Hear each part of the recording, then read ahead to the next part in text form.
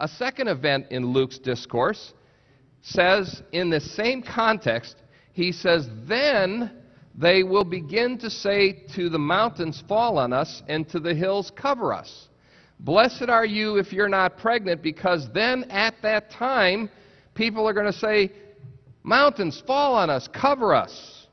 The word then can be translated at that time and indicates the sequential proximity of these two events. A second event in Luke's discourse, Luke 23:30, may be an allusion to Isaiah 2:19 and Hosea 10:8 that speak of the judgment of God in the end times. Luke's prophetic motif, the resulting sequence, which has a close time proximity, is this. The abomination of desolation takes place at the midpoint of the 70th week of Daniel, and the siege of Jerusalem begins. People flee from Jerusalem, and at that same time, people cry out for the mountains and the hills to cover them.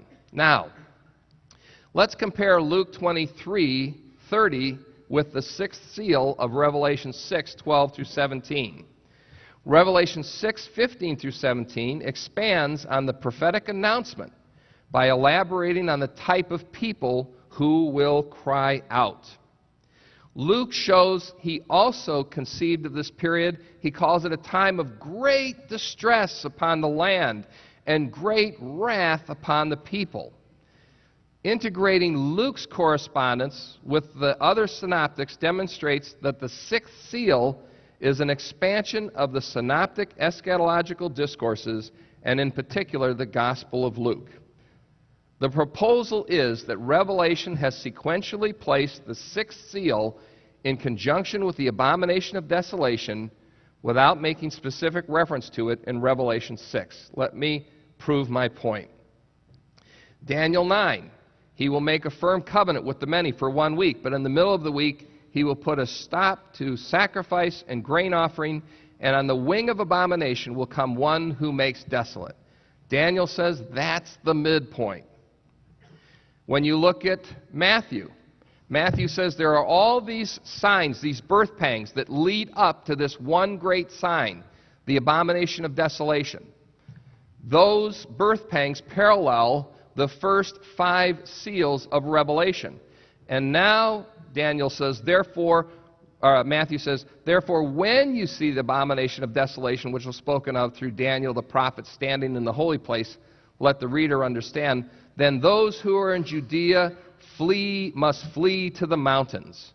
Verse 19, but woe to those who are pregnant and to those who are nursing babes in those days.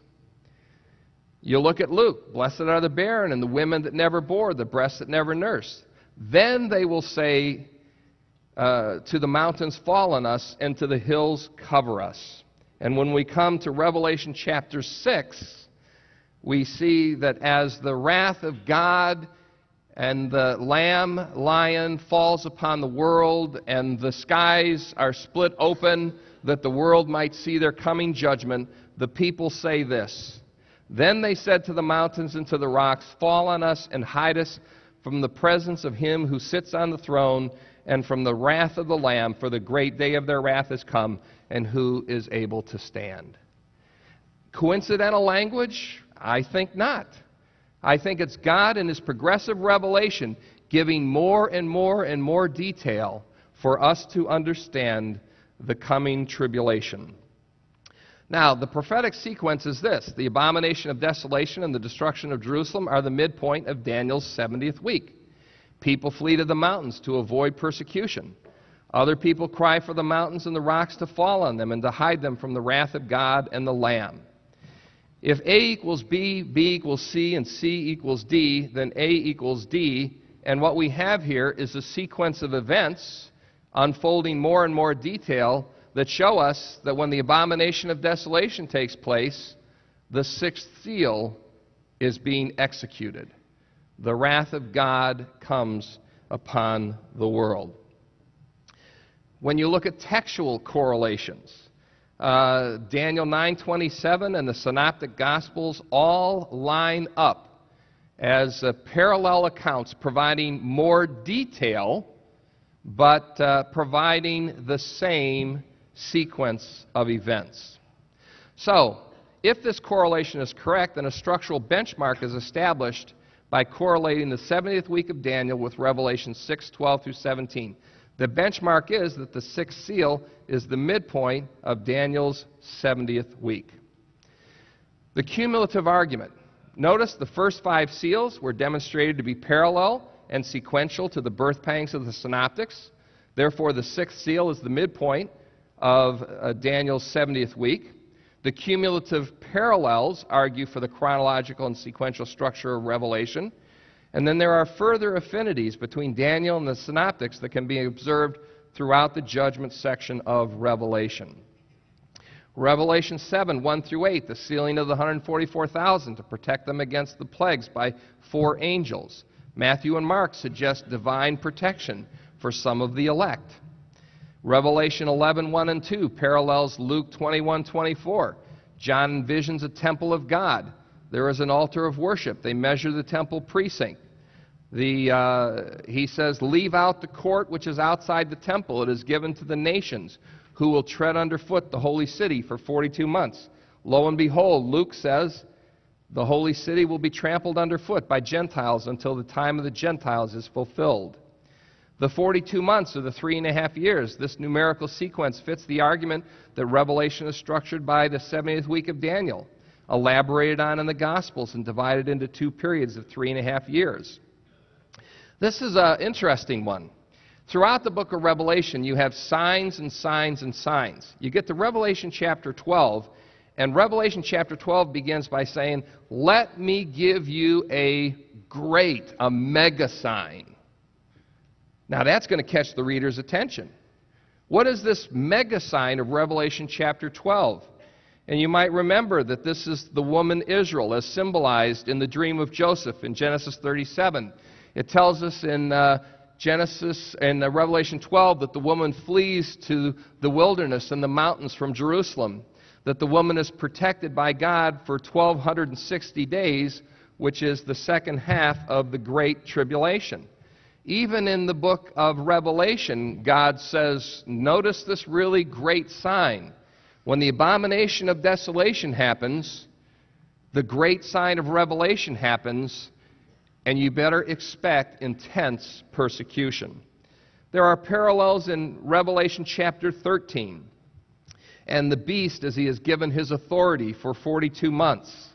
The beast out of the earth causes people of the earth to worship the beast, and he imposes the mark of the beast, and he performs great signs and miracles, and he martyrs people. The second beast represents pseudo-prophets and pseudo-messiahs, and once again, Revelation 13 parallels Matthew 24 and Mark 13. We see the gospel is to be proclaimed in Revelation 14, 6 and 7, and Matthew 24, 14 says the gospel of the kingdom shall be preached in the whole world. The last vision of Revelation 14, the picture, one like a son of man preparing to thrust a sickle of judgment into the earth, certainly parallels the traditional apocalyptic literature and imagery of Matthew 24, Mark 13, and Luke 21 of the final judgment of God. Revelation chapter 15 parallels the synoptic gospels. The sixth bowl parallels. It says the coming of the Son of Man will be a time of devastation for the people of the earth. The reader is exhorted in Revelation 16 to watchfulness, which may parallel the parabolic exhortations of the fig tree, the days of Noah, the watchful householder, and the wise servant. Revelation 17 and 18, Babylon the harlot, the kings, the merchants, the people lament the destruction of the city. Matthew says people will mourn the events of the personal appearing and second coming of Jesus Christ. And so we see throughout the book of Revelation a parallel with the synoptic gospels, the setting in the temple, the beginning of the birth pangs, the unprecedented great tribulation, the abomination of desolation and persecution, the final judgment, and the personal appearing of the Son of God. They all follow sequentially and chronologically.